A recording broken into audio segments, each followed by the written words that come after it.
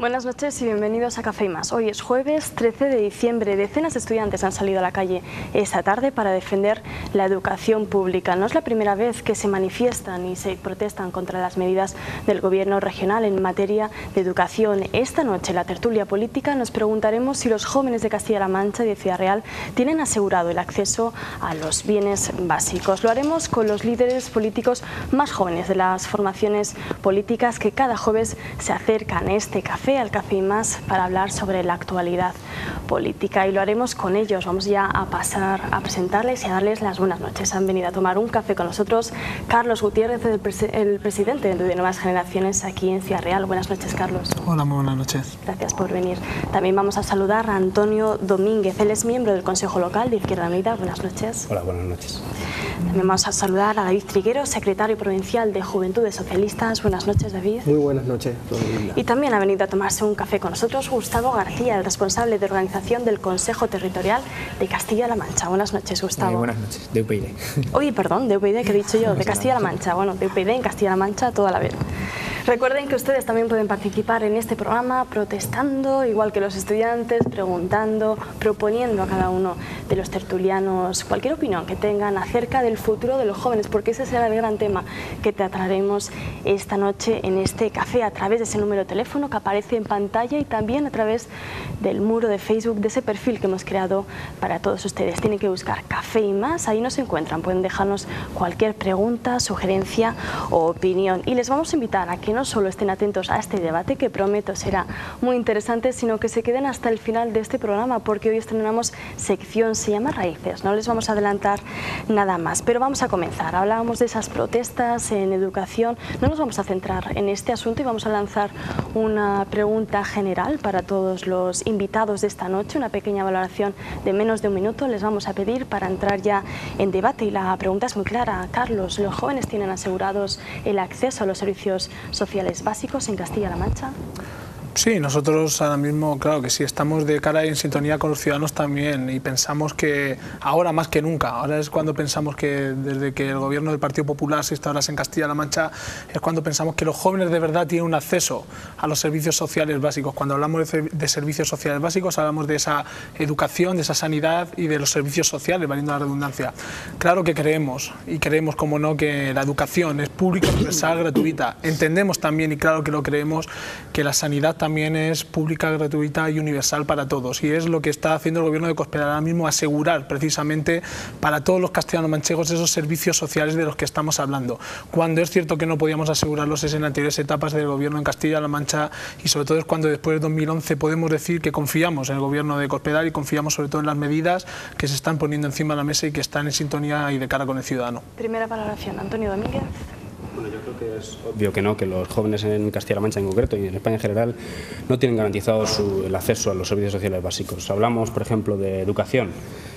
Solamente en la Universidad de Castilla-La Mancha la matrícula de estudiantes ha descendido en 800 alumnos porque no pueden pagar ya técnicamente la matrícula. Es más, al endurecer la forma de acceso a la matrícula hasta el punto de que los alumnos que no aprueben un número determinado de asignaturas tienen que pagar la beca que habían recibido con carácter retroactivo, se pueden dar situaciones como, por ejemplo, un alumno que tenga una situación familiar difícil o cuyo padre muera, y entonces, claro, pues le va un poquito peor el curso, con lo cual suspende las asignaturas y tiene que devolver ese año el dinero de la beca. Voy a estar restrictiva con el tiempo, Antonio. 20 segundos más. Valoración inicial y luego ya entramos en materia. De acuerdo, educación, se ha reducido casualmente el presupuesto de la educación pública, pero no el de la privada ni el de la concertada, que lejos de reducirse ha aumentado.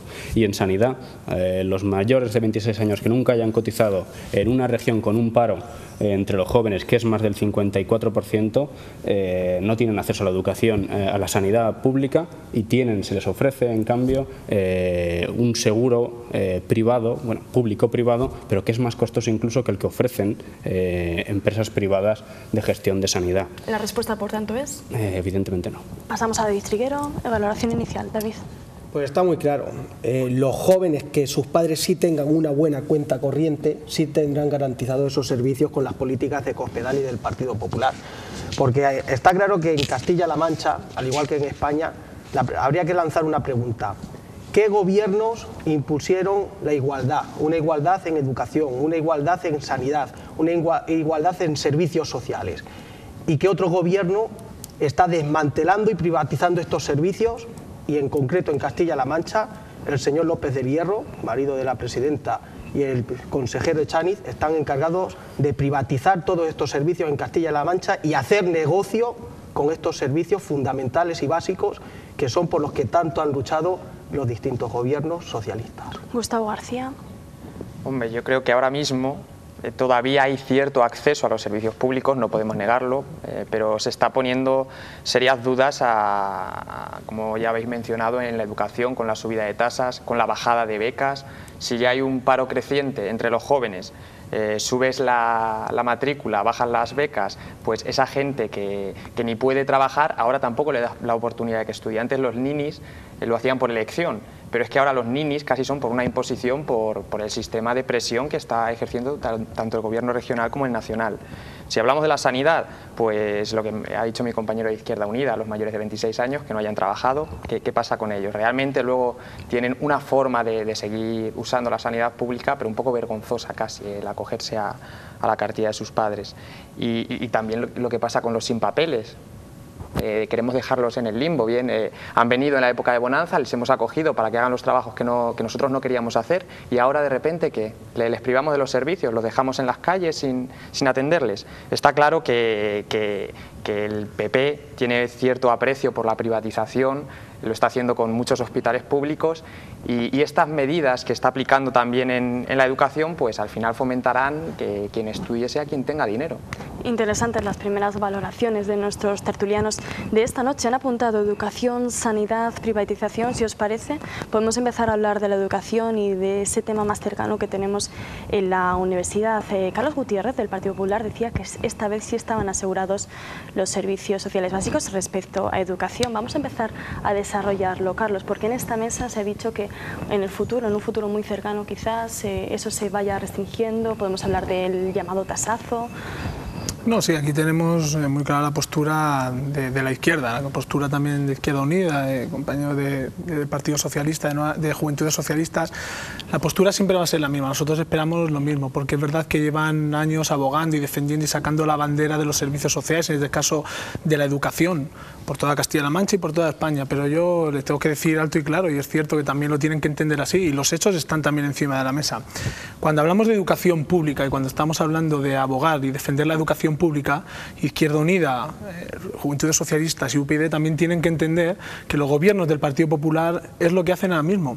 Lo que no hicieron los gobiernos del Partido Socialista, y yo me ciño en este caso concreto, aunque podríamos también hablar de esos años de Zapatero, pero lo que no hizo el Partido Socialista en Castilla-La Mancha durante casi 30 años de gobierno en materia educativa fue, cuando se fue en el año 2011, en junio de 2011, irse sin pagar en materia educativa. Yo lo que tengo que decir, tanto cuando hablamos de políticas sociales y de servicios sociales, y sobre todo en el caso de la educación, que no hay mayor recorte que irse sin pagar de los gobiernos. Eso es la política general que tiene, en este caso, el Partido Socialista, y es lo que han hecho en Castilla-La Mancha, siempre lo digo, y es verdad.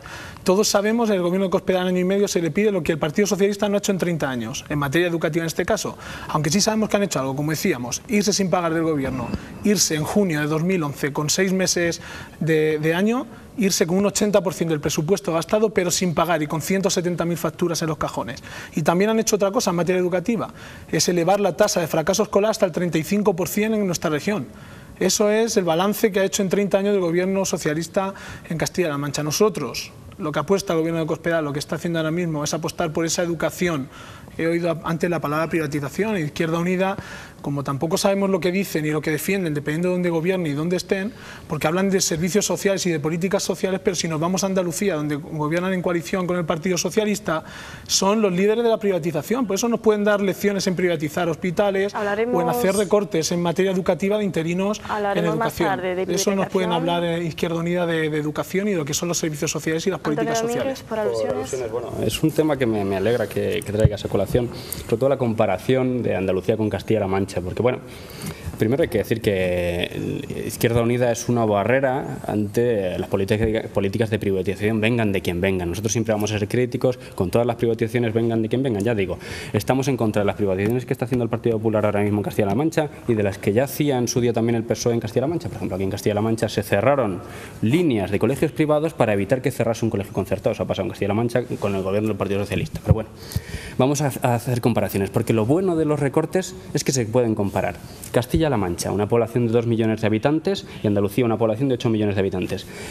Castilla-La Mancha ha perdido 5.000 profesores, que son un 10% casi del total, de los 35.000 que había antes. Es decir, ha perdido 5.000 profesores interinos. Andalucía ha perdido, cuando tiene una población de 8 millones de habitantes, es decir, 4 veces la población de Castilla-La Mancha, solamente 1.000 interinos.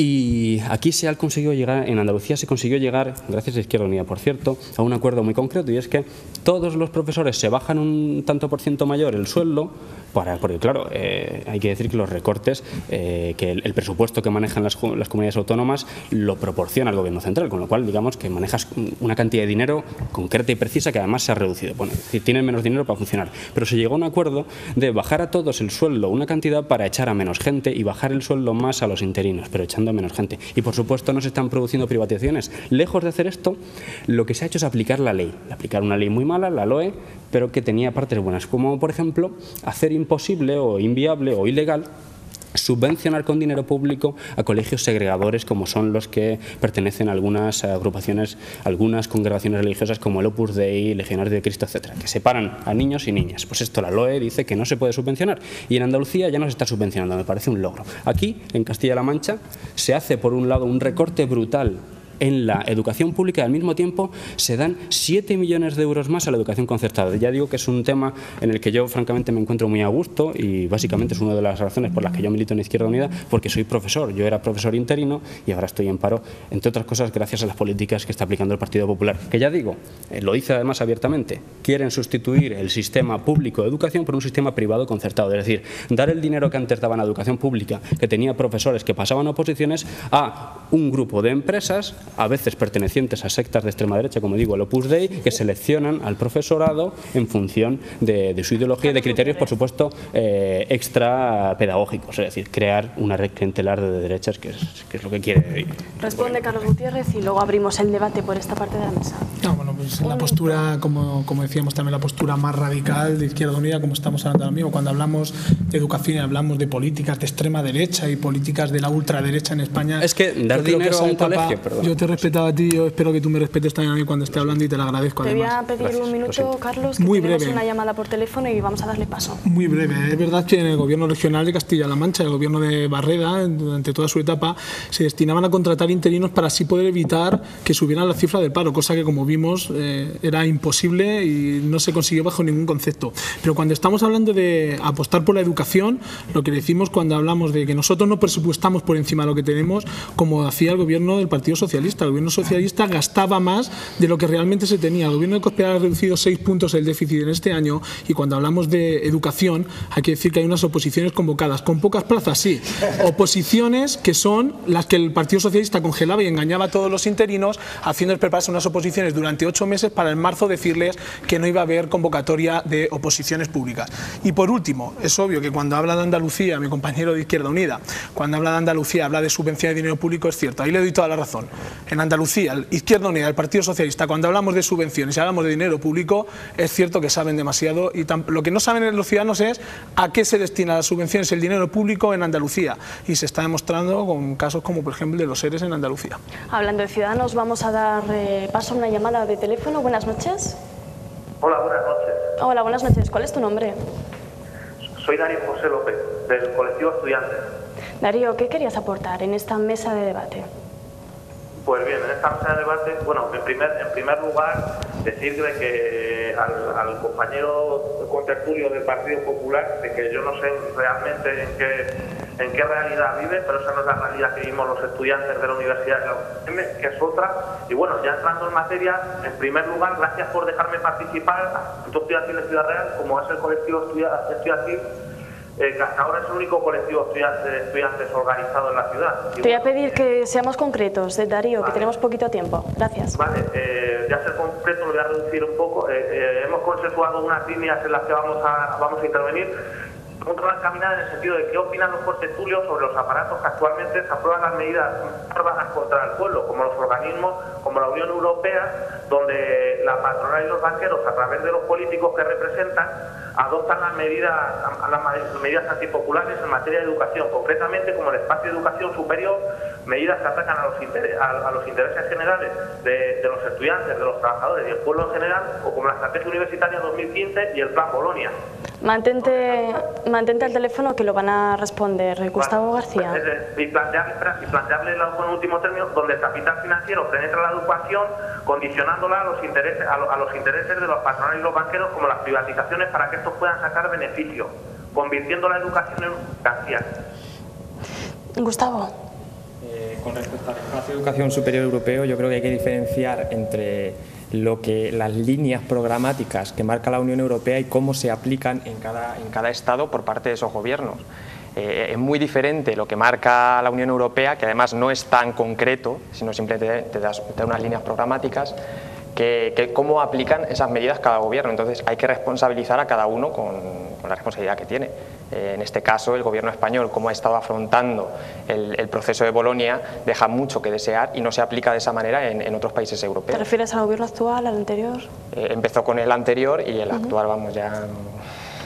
David. Bueno, yo respecto a los recortes en educación, yo estoy un poco con la llamada telefónica que acabamos de recibir. Con Darío López. Con Darío López, porque yo no sé en qué mundo vive Carlos Gutiérrez o si no conoce la realidad. Y para ello me gustaría preguntarte, una vez más, ¿quién puso en marcha la Universidad de Castilla-La Mancha? ¿Quién puso en marcha la formación profesional? ¿Quién puso en marcha el modelo educativo que hemos estado viviendo en Castilla-La Mancha? Un modelo educativo en el que las familias más humildes y los buenos estudiantes tenían unas becas, un modelo educativo que garantizaba que un trabajador, un padre de familia, con una familia numerosa, pudiera dar estudios universitarios a todos sus hijos, y eso literalmente hoy en día es imposible. Porque ahora las matrículas, y todos los estudiantes universitarios saben de qué estoy hablando, cuando las matrículas se han multiplicado y hay matrículas de más de 3.000 euros, que eso es insoportable para las familias. Y la formación profesional, cuando al gobierno de Cospedal se le llena la boca de decir que hay que formarse, y nos encontramos que han erradicado casi al 80% las plazas para formación profesional. Vamos a guardar esa pregunta para después. Vamos a dar prioridad, David, a la llamada que tenemos. Eso es lo que está haciendo el Partido Popular. Vamos a dar prioridad a lo que decía Darío. ¿Quieres proponerle alguna respuesta más? Yo lo que creo... Es que le tenemos al teléfono, solo te lo digo por eso. Luego rescatamos la pregunta para la mesa de debate. Yo lo que creo que cada gobierno tiene autonomía, y en concreto en materia educativa las comunidades autónomas tienen las competencias para aplicar y dentro de la legislación vigente de enfocar qué política, sea universitaria, en definitiva qué política educativa se pone en marcha. Y yo creo que aquí teníamos un modelo, el que hemos estado viviendo en Castilla-La Mancha, que trataba de garantizar la igualdad para todos los ciudadanos, y ahora, por el contrario, el Partido Popular está poniendo una serie de políticas que, cuando hablaba Carlos Gutiérrez del presupuesto, tenemos que recordarle que mientras se trata de desmantelar la Universidad de Castilla-La Mancha, por el contrario, ahora se quiere iniciar una universidad privada en Castilla-La Mancha, en concreto en Alcázar. Esa es la contradictoria y la mentira y el fraude electoral de Cospedal. Antonio, dando prioridad a la llamada, todo lo que aportaba. Yo estoy de acuerdo con lo que comenta el compañero a través de su llamada telefónica, con el compañero Darío. Evidentemente hay unas directrices europeas, sobre todo desde que existe el equilibrio de fuerzas que hay ahora mismo en la Unión Europea, que van en la dirección de intentar privatizar la educación y el espacio europeo de educación superior. Muchas veces nos han tratado de convencer de que era necesario cambiar el sistema educativo de todos los países para homogeneizarlo, pero cualquiera que haya vivido en un país europeo o haya viajado un poco se da cuenta de que muchas veces cambiamos todo para ser más distintos de como éramos antes. Es decir, en la aplicación del Plan Bolonia en España en concreto no nos ha acercado mucho, ni mucho menos a la educación superior que hay en el resto de Europa, sino que en algunos casos nos sigue alejando y manteniendo una especificidad muy concreta para hacer las carreras más largas, con menos contenido humanístico, etcétera. Y evidentemente esas son las directrices europeas. Lo que cambia es efectivamente la forma, la autonomía que siguen teniendo los países a la hora de aplicar este tipo de medidas, este tipo de directrices. Y bueno, sí que me gustaría responder al compañero Carlos.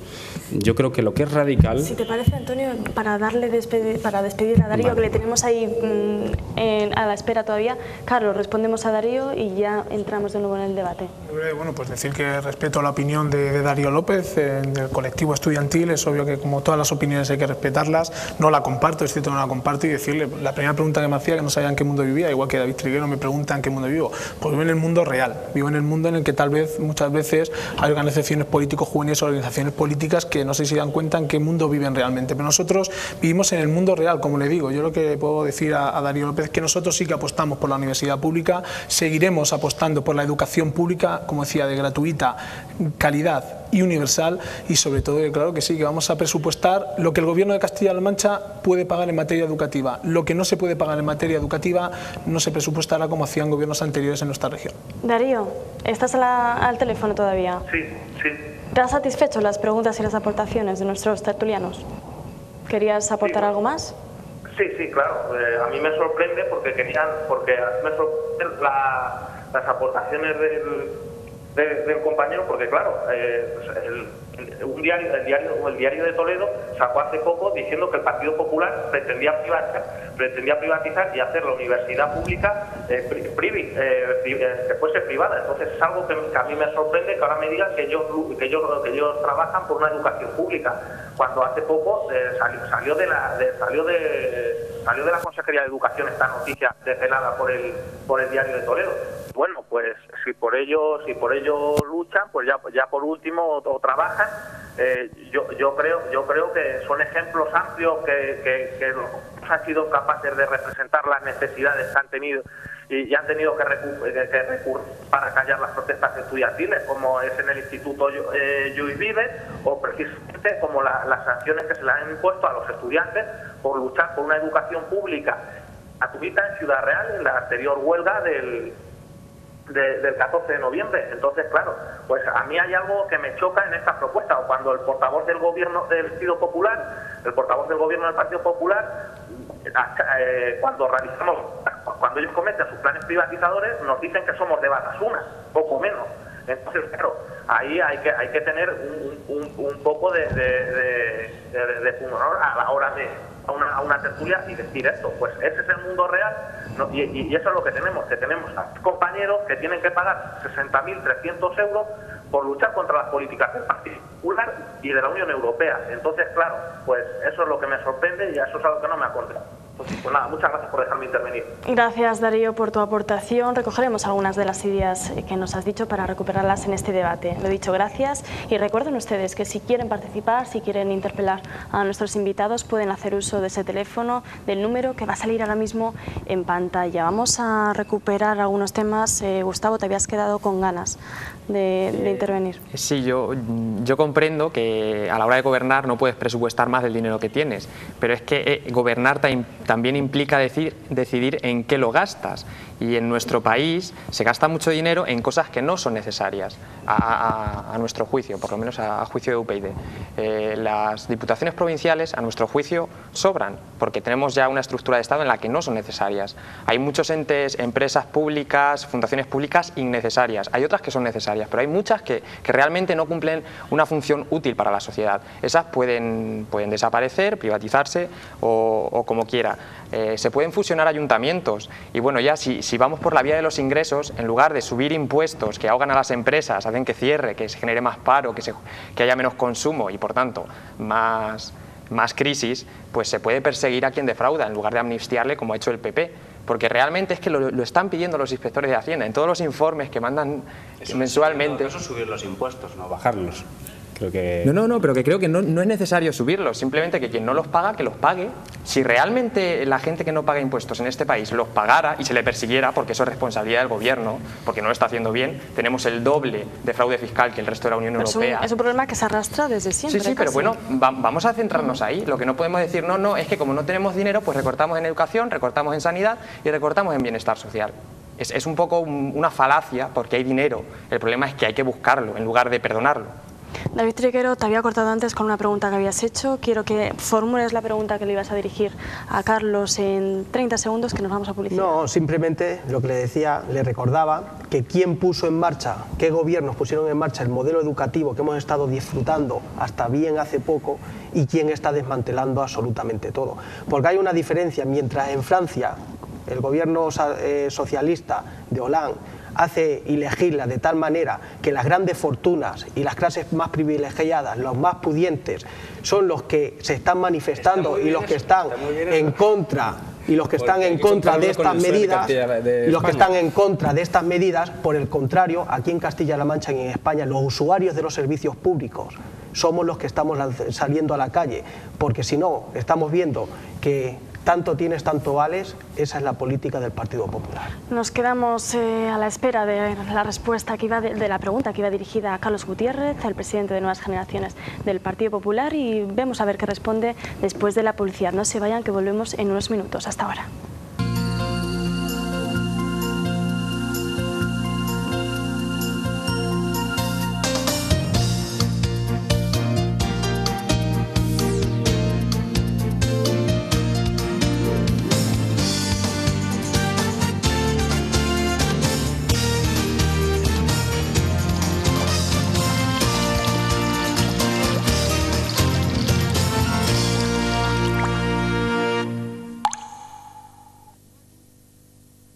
Miramos siempre al futuro para intentar construirlo, pero es innegable pensar que el pasado nos precede. La historia, dicen los entendidos, que para mejorar nuestro presente siempre hay que estar echando un vistazo a esa historia, a esas raíces para redefinir nuestro presente. Dijo el escritor Rolando José: quiero darte alas para volar y raíces para no olvidar. Ese será nuestro objetivo a partir de hoy, todos los jóvenes, darles motivos para no olvidar aquellas cosas curiosas de la historia, sobre todo la más cercana, que quizás sea la más desconocida. Hoy estrenamos pues Raíces con Rafa Romero.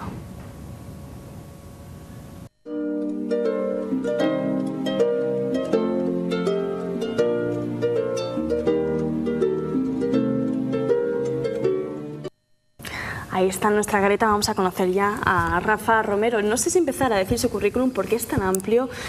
Miembro del Instituto de Estudios Manchegos, miembro de la Academia de Gastronomía de Castilla-La Mancha, y así podríamos seguir toda la noche. Rafa, eres tú quien tenía que hacer esta sección porque bagaje tienes para hacerlo. Bueno, lo malo es que cuando se tiene ese currículum es que han pasado muchos años y que ya uno se va haciendo mayor. Pero bueno, ningún joven tiene el currículum, pero tiene la juventud. Yo lo cambiaría. No sé yo, porque las cosas que nos puedes contar tú no nos las contaría casi ningún joven. Vamos a empezar con esta sección Raíces. ¿Cuál es el objetivo para que los espectadores empiecen a enganchar? Pues yo creo que lo que pretendo con tu compañía aquí es decirle a la gente que tenemos una historia, que tenemos eso, unas raíces, que tenemos unos monumentos, que tenemos una gastronomía, que tenemos un folclore muy cerca. ¿Cómo? Hay que valorar. Claro, y que muy bien que sepamos el IPC y la prima de riesgo, que es lo que se habla ahora, que en el fondo yo creo que nadie sabe lo que es eso, pero que es importante que nuestras raíces las conozcamos también, sin profundizar. Eso sí te quiero decir, que nunca voy a pretender sentar cátedra de temas, que habrá eruditos mucho mejores que yo, pero contar cosas de nuestra tierra, de aquí, de toda la provincia de Ciudad Real, que en muchos casos no sabrán. Y de paso también invito a nuestros televidentes que si quieren colaborar, que nos manden temas de los que vamos a hablar, y en otros programas hablamos de todos los pueblos de nuestra Claro que sí, vamos a poner ese número de teléfono en pantalla para que nos propongan, nos pregunten y nos digan, porque Rafa Romero investiga rápidamente y pueden sacarles de dudas históricas. Y también utilicen nuestro perfil en Facebook Café y Más, lo buscan, nos ponen esas propuestas en el muro y las trasladamos a esta sección. Rafa, no hay que irse muy lejos para encontrar un personaje histórico de estos que tienen alcurnia y que hizo cosas muy notables, ¿no? ¿Quién era Diego de Almagro? Bueno, pues Diego de Almagro no hay que ser muy listo para saber de dónde era. Era de Almagro. ¿Y por qué se llamaba de Almagro? Pues este hombre, que nació en 1475 y murió en 1538 en Cuzco, nació en Almagro, y dicen que era ilegítimo y que era de un tal Juan Montenegro y Elvira Gutiérrez. Decían que ella era de Almagro y él de Bolaños, para lo que es eso. Para lo que Almagro y Bolaños siempre tienen, ¿no?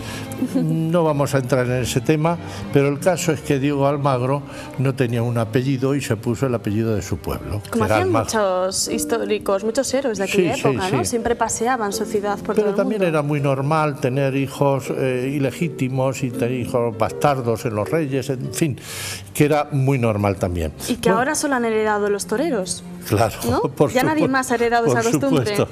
Por supuesto, pero hoy ya no se plantean esos problemas. Este hombre, como muchos en aquel siglo del descubrimiento de América, pues sobre todo el sur de España, Extremadura, La Mancha, Andalucía, decidió irse a América, pues a hacer las Américas, a ver si ese oro que se prometía se encontraba. Y fue en 1514, fue con una expedición con Pedro Arias a Panamá, pero él quería ir más lejos y se enroló con Francisco de Pizarro, que iba a conquistar lo que hoy día es el Perú, el imperio de los incas.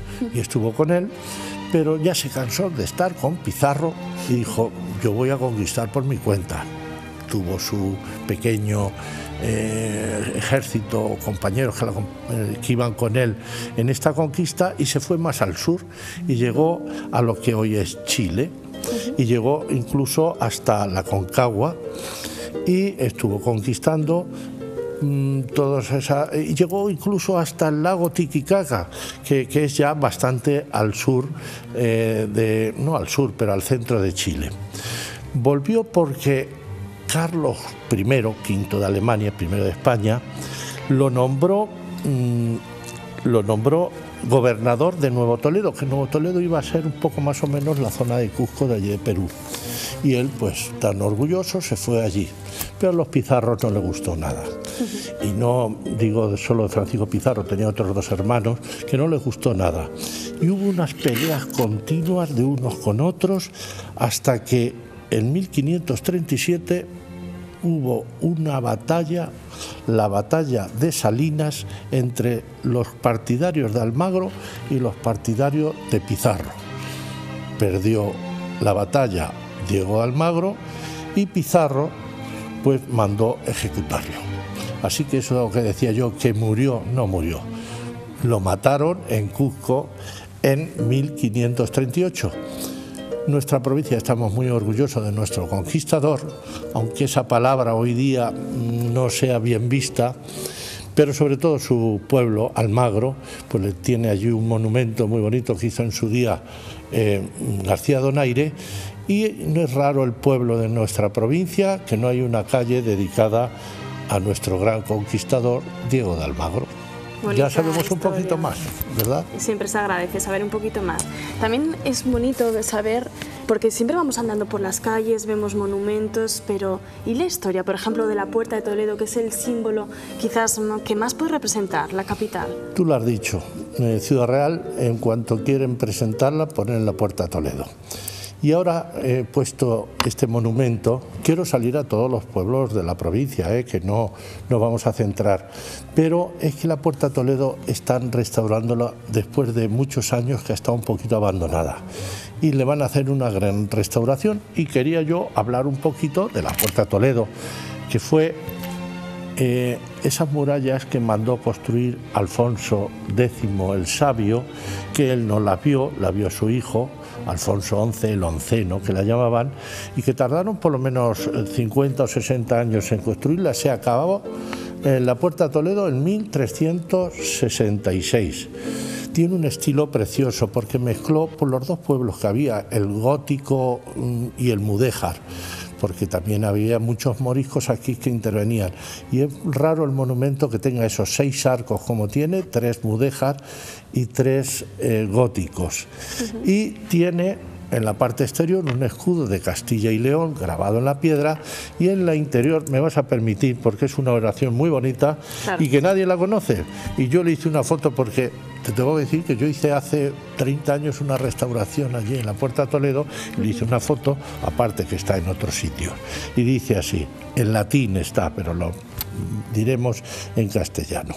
Visita, oh Señor, te lo rogamos, esta morada y aparta de ella todas las asechanzas del enemigo.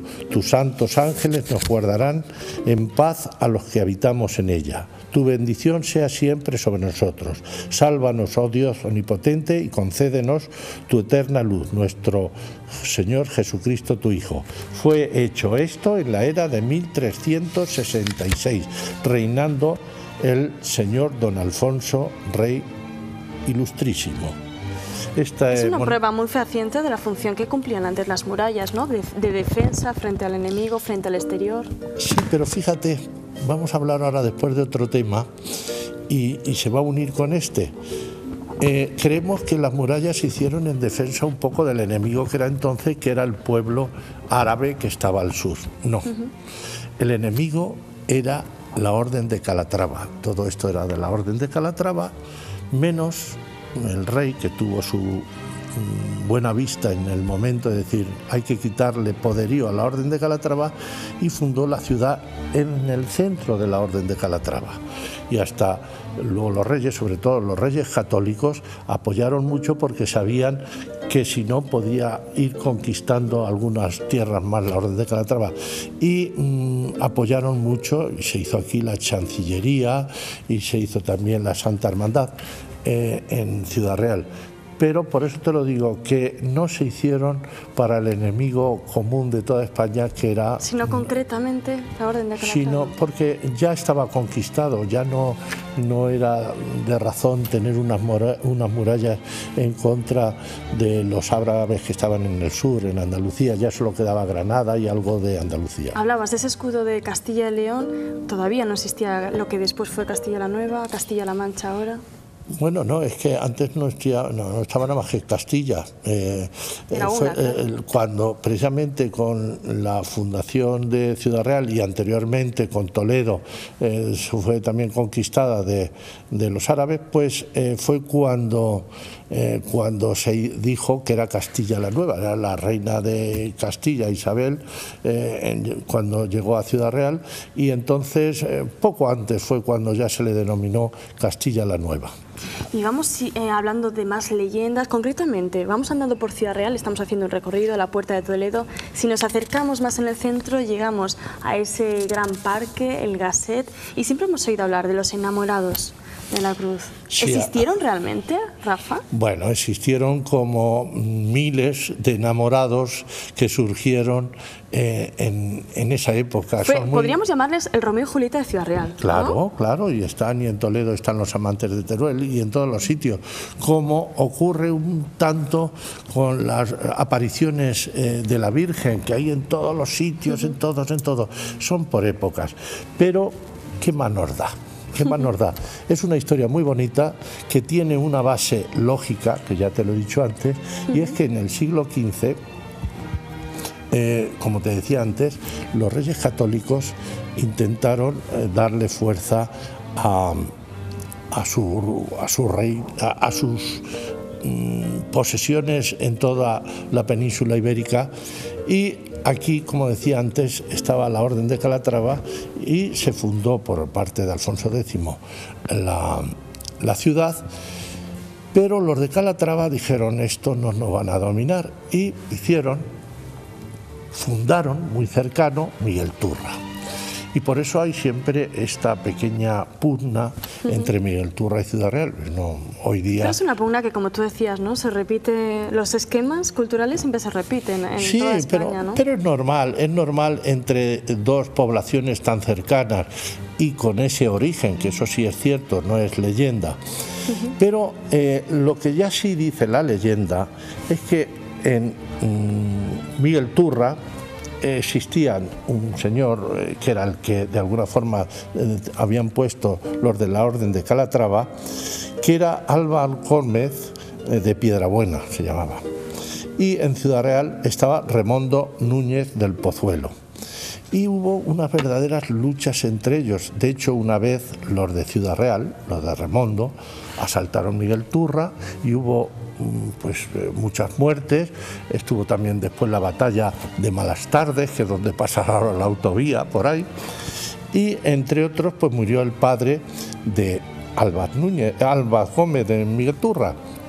Y entonces pues las guerras eran continuas entre unos y otros, hasta que ocurrió un caso que es lo que viene a contar esta leyenda que tenemos, y es que un hijo, Sancho, de Álvaz Gómez de Miguel Turra, se enamoró de una hija de Remondo de Villarreal, que era nada menos que, la hija se llamaba Blanca. Estos donde se encontraban, pues en el convento de los franciscanos, con un fraile que se llamaba Fray Ambrosio. El convento de San Francisco está donde está ahora el colegio, estaba donde está el colegio de Santo Tomás de Villanueva, anteriormente el hospicio. Pues bien, ahí se veían los dos enamorados, Sancho y Blanca, hasta que ya decidieron unirse en matrimonio y huir. Y se los casó este fraile, Fray Ambrosio, en el humilladero. El humilladero era, en todas las salidas de la población, el humilladero hacia el arco, era una cruz donde se humillaban y se rezaba una oración cada vez que se salían. Pues bien, cuando estaban ya iban a partir, llegó el padre de ella, de Blanca. De Blanca, sí, que era Remondo, y ella se escondió detrás del fraile, de Fray Ambrosio, le tapó con la capa, pero le dio un espadazo y la mató. Y después los soldados que iban con él mataron a Sancho. Esto no le gustó al pueblo porque veía de alguna forma, dentro de la leyenda, que podía ser ese matrimonio la paz de Miguel Turra y Ciudad Real. Y no era algo muy usual que se hacía antes. Los casamientos era para la paz, eran estrategias políticas, ¿no? Políticas y económicas, porque también estaba romper lindes. Rompía la linde y juntaban dos fincas y era el doble de grande. Claro. Pero en este caso era por amor. Y el pueblo de entonces pues hizo una cruz. La que hay actualmente es de finales del siglo XIX y bueno, pues nos recuerda esa historia que es muy bonita y que ¿por qué no nos la vamos a creer? La pues cruz sí, de los casados. La cruz de los casados. Yo me gustaría, yo cuando estaba de concejal alguna vez hicimos unos concursos de poesía de amor allí, hubo alguna ofrenda y yo creo que debíamos de continuar con esa leyenda y creérnosla y que los enamorados, aunque hoy día se vuelvan a escribir cartas impresas, ¿verdad? Sí, podemos hacer un concurso de cartas de amor. No vamos a hacer poemas, que es mucho más difícil, pero cartas de amor. Y damos un premio allí en la Cruz de los Casados. Venga, pues vamos a desarrollar la idea para que nuestros espectadores ya les vamos dando ventaja y lo vayan pensando. Y a todas estas historias tan bonitas nos falta una banda sonora. ¿Qué te parece, Rafa, si rescatamos algún villancico, que sé que tienes reservado alguno por ahí? Sí, traigo uno que lo ha cantado, pero también invito a todos los grupos de la provincia que nos manden villancicos. Este no lo ha cantado Mazzantini y es, normalmente tienen un disco de discos populares, pero en esta ocasión es un disco de autor, es de Ruiz de Luna, que era un compositor de Talavera de la Reina, y el villancico es unas seguidillas preciosas. Yo creo que lo podemos oír. Pues nos vamos a despedir de esa forma de esta sección y del programa. Gracias, Rafa, te esperamos el próximo jueves para que nos sigas alimentando esa curiosidad por saber algo más de nuestras raíces y de la historia más cercana, y ustedes les dejamos con ese villancico que tiene un ambiente, un toque muy manchego. Les esperamos mañana a las 9 de la noche. Recuerden que pueden seguir informados en los servicios informativos de esta casa dentro de media hora, a las 11. Hasta mañana, sean felices.